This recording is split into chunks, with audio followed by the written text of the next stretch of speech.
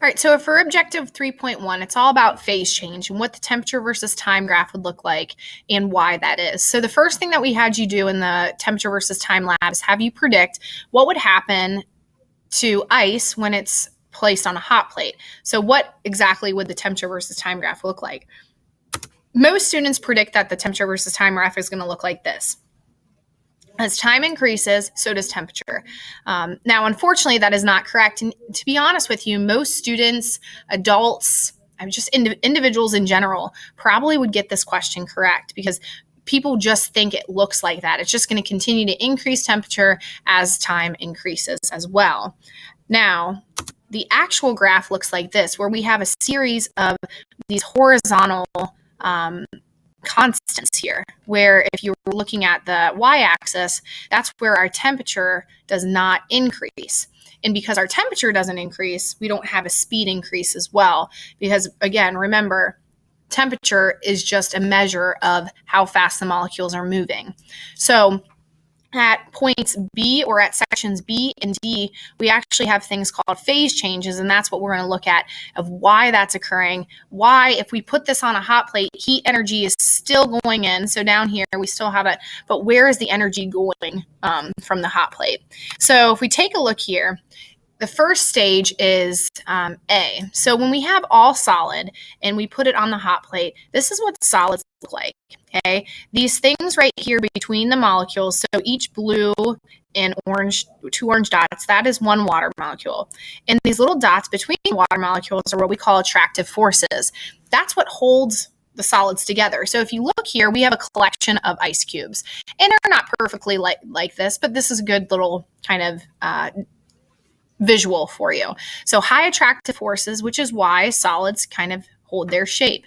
Now, during this time, the speed is going to increase because we have all solids. So that means the temperature is increasing. So if we take the temperature of this, as long as it's completely solid, we are going to have a speed increase. So these guys are going to be jiggling, just continue to jiggle a little bit faster and faster and faster. Well, what happens is eventually this will start melting. So we'll have as we have a solid turning into a liquid.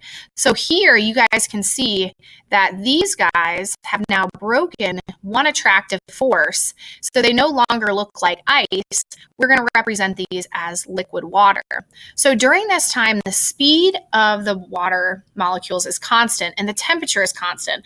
This is our first horizontal. So when we're looking at the graph and we see this horizontal, then that's the reason why. All of the energy from the fire or hot plate here is going into breaking these attractive forces. So it's not speeding them up. So when this becomes a liquid and liquid and liquid and liquid, these are still solid. Since we see two different phases, all the energy is still going into breaking these guys back down into a liquid. Once that happens in the next thing, then when we have all liquid, then we can increase the speed. So the best analogy that I have is kind of like in the Army. If, like, for example, here, if you are in the Army, you're not going to leave your soldier behind. We're going to wait until everyone gets there, and then we're going to move on. So same thing here. We're going to wait until everyone looks like liquid. Then we can go into increasing our temperature. So when you have all liquids, the speed will start increasing, the temperature will start increasing. So eventually, once it gets there, we're going to reach a boiling point. And during this time, again, once we see a phase change. So here, these water molecules have now separated because they have broken all their attractive forces between them. So these guys down here are still water because they have attractive forces, but these guys do not. So what happens again is that energy from the hot plate, so down here, is going into breaking these apart. And just like soldiers, we can't move on or increase our speed until all of these have gotten to the same place. So once they all are gas, like you see in this picture, then our speed can increase and our temperature can increase. So that's the reason why we see these horizontals. It's not because we took the beaker off the hot plate or anything like that. The energy is still going inside, but the energy is going into breaking apart the attractive forces. Then once those are broken, in order to change all the phase has been changed and we are now into one phase, then you will then see a temperature and speed increase. So that's why, once again, we see here.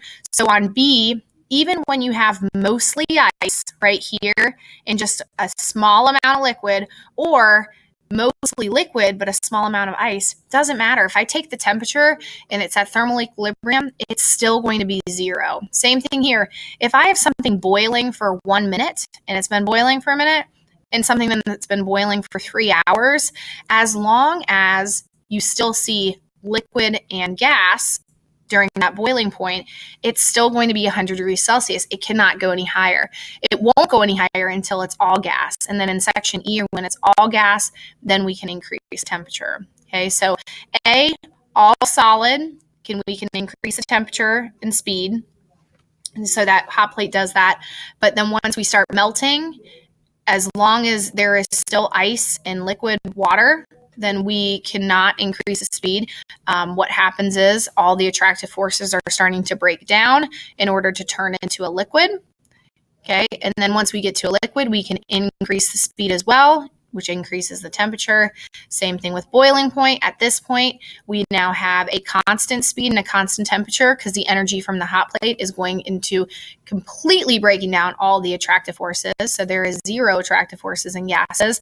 And then the gases, once they're all gas, we can then increase the temperature. Now, if we look at the exothermic, it's the exact same thing. So let's just say we have a gas and we put it into a freezer. So put it into a freezer. It was moving really fast, and then it's going to start slowing down. Once it starts condensing, even if it's mostly gas and just a little bit of liquid, and also once if it's mostly liquid and a little bit of gas, we're at this condensing point, which is the same temperature as the boiling point. It's just the opposite direction. So that is 100 degrees. So the temperature reading would be 100 degrees. Once it's an all liquid, it can then decrease in temperature, can start cooling down. And then once solid ice starts to form right here, we then reach 0. It is going to stay at 0 until all of those attractive forces are back coming together to create that solid. Even if you have mostly solid ice here and a little bit of liquid, it's still 0. It hasn't decreased at all. But once it becomes 0, as long as the freezer temperature is lower than 0, it can decrease that as much as it can, go as low as it can go in that freezer. So that's what we have here. Is this actually at G and I, you increase the attractive forces between them, causing it to be a liquid here and causing it to be a solid here. So at this point, if you still have questions, please ask. The big thing is, do you understand what the graphs look like for endothermic and exothermic phase changes? And do you understand where the energy is going at the parts where you have these constants? Why is it constant? Why isn't the temperature and speed changing? So those are your big key ideas here. If you can do that, you should be able to master the objective.